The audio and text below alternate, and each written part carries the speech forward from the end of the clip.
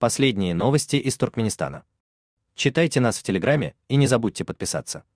Продолжаются неприятности со столичным торговым центром Ашхабад Молл, а также с прилегающим к нему жилым комплексом. Летом минувшего года в этих зданиях появились трещины, а теперь еще и просела одна из эстакад, которая ведет к архитектурному комплексу. На дорожном полотне также появилась трещина. Две эстакады являются важной частью данного проекта, их можно видеть на всех рекламных фотографиях.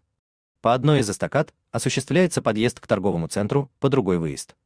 В июне 2023 года был объявлен тендер на соединение этих мостов с улицей Сейди, то есть на расширение дорожной развязки. Так вот, на днях появилась трещина на боковой части выездной эстакады. Она располагается слева, если смотреть на торговый центр спереди. Возможно, существует угроза обрушения. По состоянию на 18 февраля эстакада была оцеплена. Ответственные лица надеются быстро провести ремонт и скрыть случившееся, однако водители уже замечают, что сооружение опасно просело. Они опасаются проезжать под эстакадой. При этом в помещении для свадеб, расположенном прямо между эстакадами, продолжают проходить торжества. Жильцы Ашхабад Молла уже после появления трещин в зданиях начали спешно выставлять свои квартиры на продажу.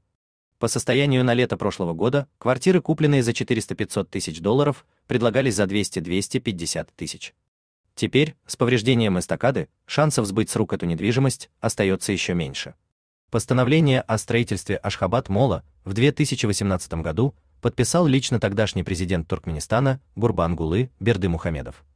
Подрядчиком стало индивидуальное предприятие Бийикбина, которому покровительствует бывший мэр Ашхабада Шамухамед Дурдылыев. Ныне он переведен на пост хакима нового города Аркадага. В сентябре 2021 года, несмотря на карантин по COVID-19, комплекс был торжественно открыт. Но в январе 2022 его все же закрыли на карантин. Вновь он заработал лишь в марте того же года. При этом в 2023 году выяснилось, юридический объект до сих пор считается не сданным в эксплуатацию, поэтому арендаторам магазинов и офисов не предоставляют юридического адреса. Для ведения бизнеса этот комплекс оказался неудобен. Он находится на окраине Ашхабада. Мало кто хочет ехать туда за покупками, тем временем Бийикбина получила несколько контрактов на возведение объектов в новом городе. Сделано это было с подачи главы Госкомитета по строительству Аркадага Дерья Аразова. Некоторые объекты уже сдаются, другие только строятся. Неудача с Ашхабад Моллом никак не помешала владельцам компании вести бизнес, ведь куда важнее наличие нужных связей. У вас имеется интересная новость, и вы хотите ею поделиться? Пишите нам в секретном чате Телеграма. Мы никогда не раскрываем свои источники и гарантируем вам полную анонимность.